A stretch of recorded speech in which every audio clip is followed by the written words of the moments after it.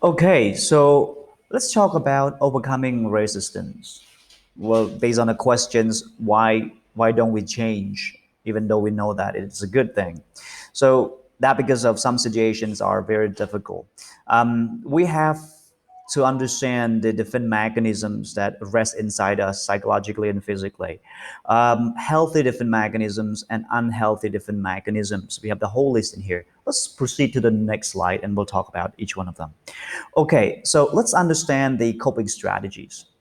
Coping strategy are meant to help us to become healthy and mature.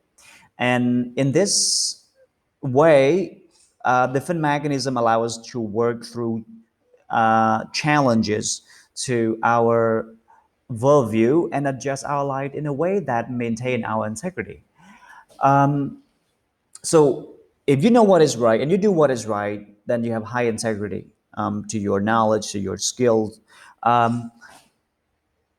and coping strategy. Sometimes we do not want to do what is right. Oh my goodness, I don't want to do what is right, for example. Now in this case, coping strategy will help us to learn to adapt, to adjust our attitudes, our habits and behaviors in order to maintain our uh, you know integrity, what we are made to do.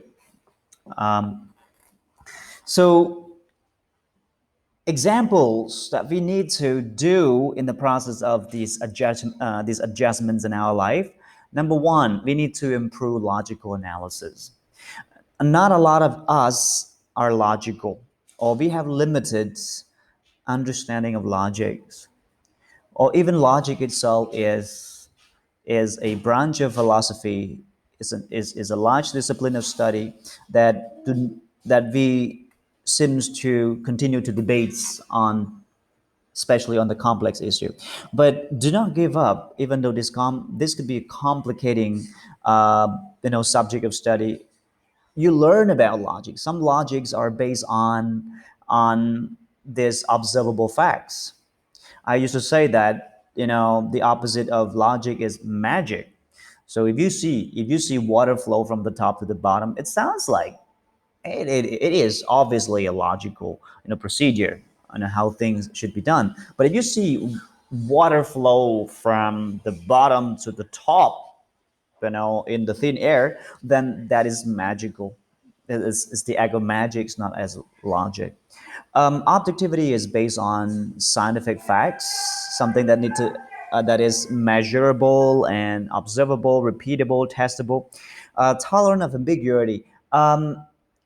It doesn't mean that anything that is ambiguous, meaning that subjective, vague, unclear, we should tolerate them. But yes, the word is to tolerate them. But to tolerate here doesn't mean that we forget them and let them be out of the table. No, you know genuine tolerance is about is about trying to impact something very positively, to genuinely understand the ambiguity, and that is the act of tolerance of ambiguity. Empathy is about putting ourselves in someone's positions and to see how does it feel like, or be like that particular person in a particular situation. Suppression of harmful emotional responses. We seem to have a tendencies to hate, to get mad, to somehow react physically and negatively, and a lot of time mindlessly. This is all driven by emotions, and some of these emotions are very harmful. So I think it's a good practice in our daily life. Learn to suppress emotions, starting with this awareness. Having this awareness of what is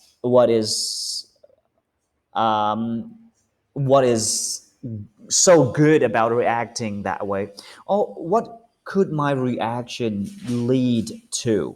Does it lead to suffering? Does it lead to happiness? I think by asking all these questions, we are constantly becoming more critical on our reactions, especially on